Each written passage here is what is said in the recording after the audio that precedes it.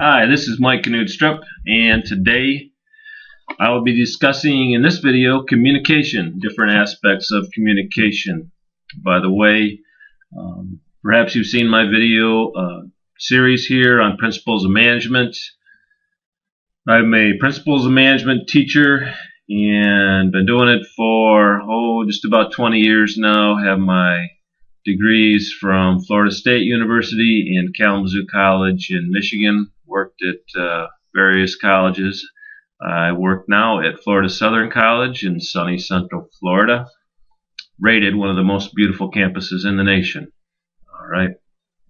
I'm going to discuss the communication process from sender to receiver, information richness. That is the different mediums and how much information those mediums tend to convey. For example, like face-to-face communication versus memos. Nonverbal communication, everything but the words. All right. And active listening, a way to diffuse tension in difficult moments. Communicating between levels, such as diagonal and lateral, upward and downward communication. And then also the grapevine or the rumor mill. And, maybe a little bit on how to manage that. So let's start with the basics here. The communication process. All right, communication process here. We have a sender. It all begins with the sender has an intended message that they encode into some medium.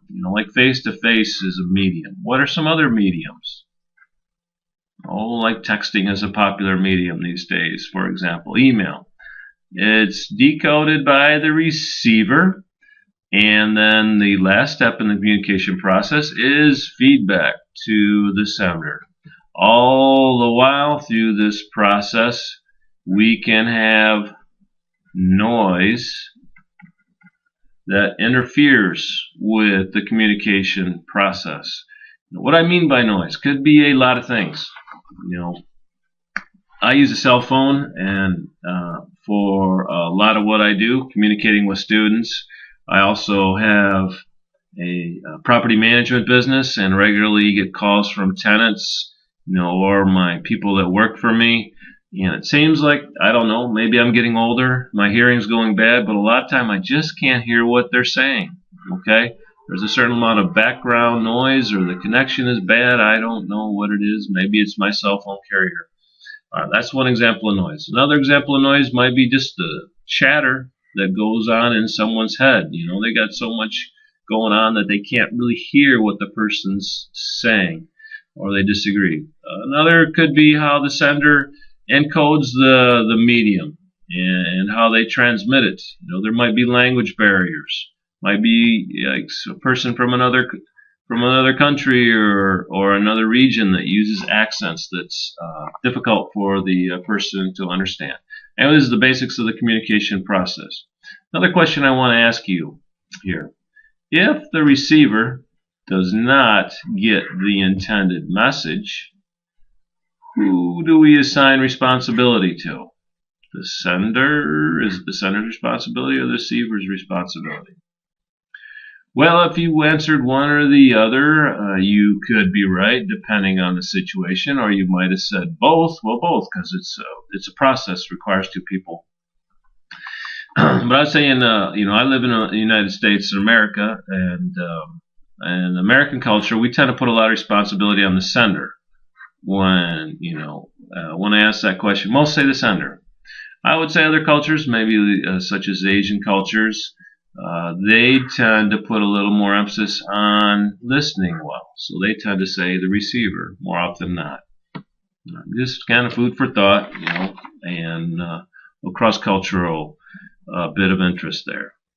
So part of the communication process are the mediums that we convey. All right, face-to-face, for example, I mentioned texting, email.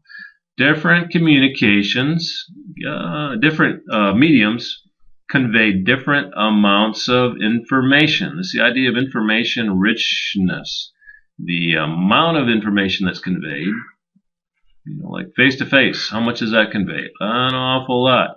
The speed that it is transmitted, from person to person. A memo is pretty slow, whereas face-to-face is high.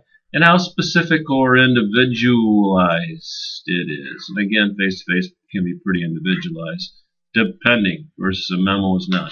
So, you look at these and think, well, which of these mediums is the richest, and which of these are not very rich in how much information they convey.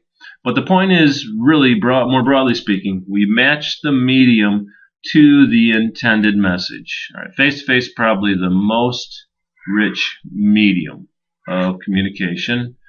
Bulletin boards probably not very rich at all. They don't convey a whole lot of information. The speed can be pretty slow, even if it works at all, and it's definitely not individualized.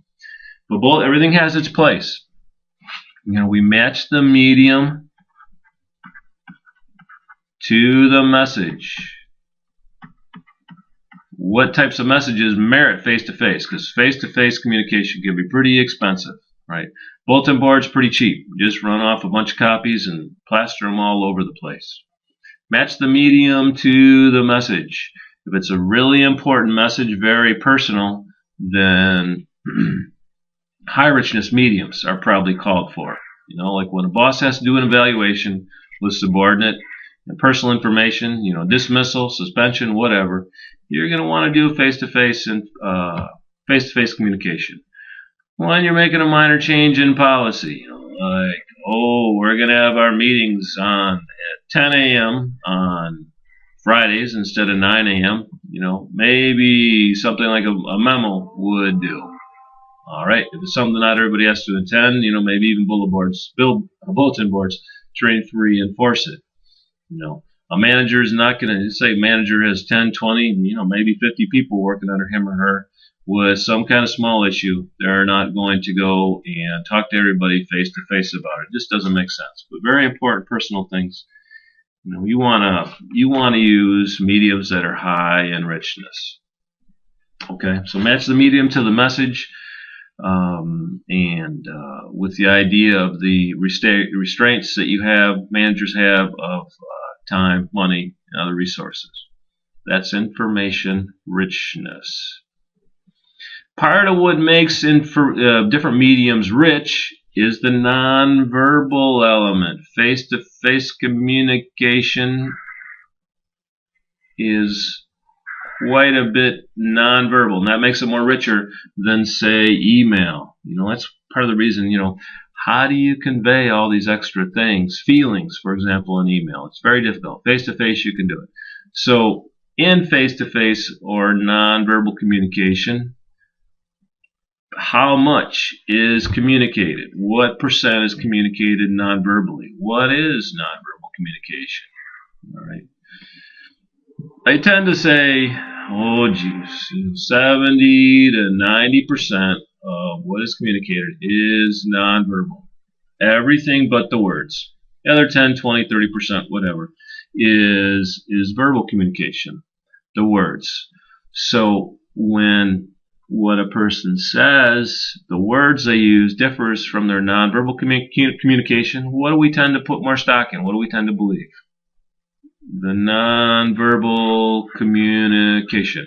All right. And what are some examples of nonverbal communication? You might say, a lot of times I ask that question. Students say, well, body language. Well, body language to me is pretty much synonymous almost with nonverbal communication. There are a few extra things. With body language, things like gestures. All right, we got lots of gestures going along here. Or posture. Okay, gestures, hand gestures, head gestures, facial gestures, clothes they wear, the rate of speed at which they speak, the tone of their voice. All these things are nonverbal communication. Where are their hands going? What are some common, you might say, common examples of nonverbal communication? I think like the arm cross. All right, when a person crosses their arm, what does that mean? Well, it could mean a lot of things depending on the context, but sometimes it means disagreement, or at least putting distance between you and the other person. Other times it might just mean something simple, like the person is cold, for example. All right. But to be an effective person in today's world, I think really requires some sensitivity to nonverbal communication. I mean, I'm talking to people day after day, and some people make commitments that they really don't intend to commit to make, or they feel half-hearted about. I've got to read into their nonverbal language, because they're not just going to come out and tell me sometimes. No, I mean, I'm a property manager, as I mentioned. No, I am not going to pay my rent on time, or maybe I'm not going to pay it at all, for example. Okay? Or they might say, well, I'll get back to you about buying this house or renting. You know, and you have to read into their nonverbal communications. Very important as a business person and an individual in general to understand nonverbal communication. Okay. As I mentioned earlier, one thing I want to talk about in terms of overcoming barriers to interpersonal communication is listen actively. Isn't that what people do anyway? I don't think so. A lot of times, remember the communication process, issues with the receiver and noise. A lot of times people are just kind of listening to that mental chatter. You know, yes, I agree. No, I don't agree with this. What am I going to say when they're done speaking? How do I need to argue to get my way with this person? Well, active listening is a little bit different. All right. You listen carefully to what the person says. You paraphrase it back. You know, oh, it sounds like you're very upset that the doctor wasn't able to see you in 30 minutes. All right. And, oh, I can understand. I would probably feel upset myself if that happened. Okay. It's not that you're just going to give in to their point of view, but that you paraphrase it back, and then once they say, yeah, that's it, then you can state your point of view. You say, well, you know, I do apologize that it took us longer. If you'd have given us an appointment beforehand or let us know the problem, we probably could have scheduled you a little better, or whatever it is. You know, so you're listening, you're paraphrasing back, but then you're giving your side as well. If you have a good follow up, and a lot of times, you know, in customer service, this is used quite a bit to diffuse difficult situations. When people are angry, sometimes active listening can really help. You know, and sometimes angry people, they just want to be heard. People don't listen very well in today's world. They got a lot going on in their heads, in their worlds, in their lives, and active listening tries to work through that and maybe work through a better communication process. Okay, as I mentioned, the different directions that communication can go in: upward, downward, lateral, diagonal. This is a very simple organizational chart here that I'm making on the fly, and just to illustrate, upward communication communicates progress and problems. Downward communication communicates goals, objectives, and evaluating. Lateral communication is between levels, like someone in accounting bypasses the hierarchy and goes directly to someone in the same level in marketing, for example. Diagonal communication goes between levels and between departments. I don't have a whole lot to say about this. Fairly straightforward. In today's organization, and in our next topic, the Grapevine, for example, is a good example of lateral and upward, downward communication. The more informal an organization is, the less they are concerned with status and hierarchy and following the chain of command, the more likely they're going to have this lateral and diagonal communication, because it does violate, normally, in a very strict chain of command, you'd have to go up the chain of command and then down the other side to communicate, instead of just calling your buddy over in finance or marketing and finding out what the scoop is, or how you apply for this money, or what the procedure is. All right, but a very strict structure, centralized bureaucracy, probably less likely to follow these, to do lateral or diagonal communication. Oops. All right. Last topic I want to talk about is the grapevine. Well, what are some other names for the grapevine? The rumor mill, for example, gossip, and it's the informal network, informal communication that occurs in a company. Could you ever really stop the grapevine? Could you really stop these people from talking at the water cooler? Probably not, right? It's human nature to talk amongst one another, and although managers might want to stop it, and I think they only want to stop it when it's negative. When it's positive, it's just good vibes, people having fun, that sort of stuff. But when it gets negative, that's when managers get upset about it. I think the key, though, is to manage the grapevine or rumor mill or gossip, as opposed to trying to stop it all together. You can't. It's just human nature. You can't quash it. But it can be instructive, right? When people tend to be insecure, that's when they tend to talk and make conjecture about things. In fact, my textbook, Robbins and Coulter Management, notes in a study that 75% of employees said they heard it first on the grapevine. Famous song by Marvin Gaye might come to mind when I talk about the grapevine. All right. So for managers, it's a good source of information. What are people saying? The more the rumor mill goes, probably the more people are feeling insecure about their work.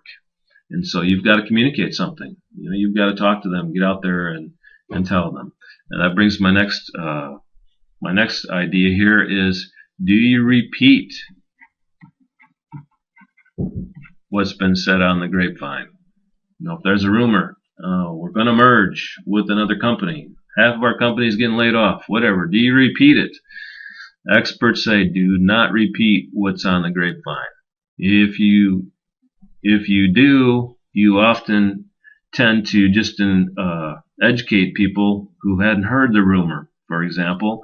And also, the more strongly you deny it, the more people tend to think it's actually true. You can think of maybe top folks, presidents, whatever. The more they tend to deny something, the more we tend to believe it's true. So don't repeat it, but do state the facts otherwise.